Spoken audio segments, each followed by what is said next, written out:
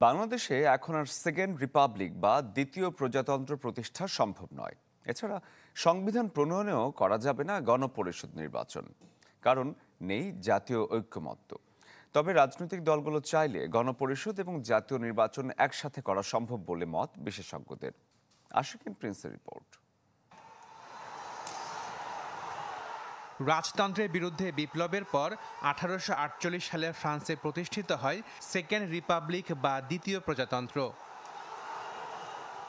5 August ক্ষমতাচ্যুত হয়ে শেখ হাসিনা ভারতে পালিয়ে যাওয়ার পর বাংলাদেশেও কথা ওঠে দ্বিতীয় প্রজাতন্ত্রের।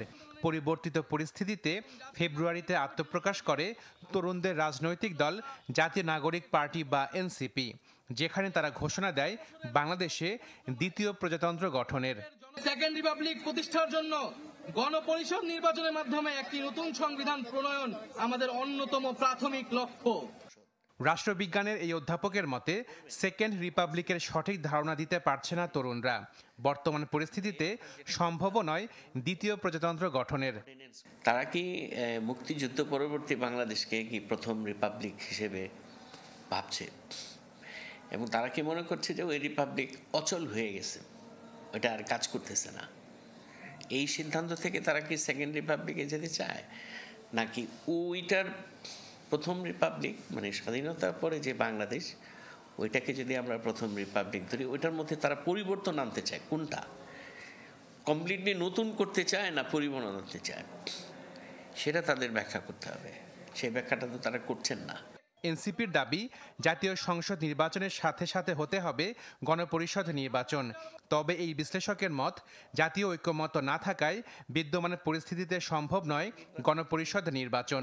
1 বছরের মধ্যে একবার গণপরিষদ করবেন, আবার পার্লামেন্ট নির্বাচন করবেন, সেটারও একটা সমাধান আছে। আপনি আইন করে ঠিক করে নিতে পারেন যে যেটা গণপরিষদ হবে এটাই পরবর্তীকালে পার্লামেন্টে পরিণত হবে আর কি।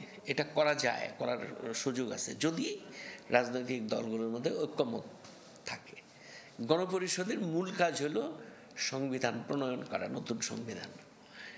হ্যাঁ, ওই কাজটা শেষ হয়ে গেলে যারা ওই গণপরিষদে নির্বাচিত হলো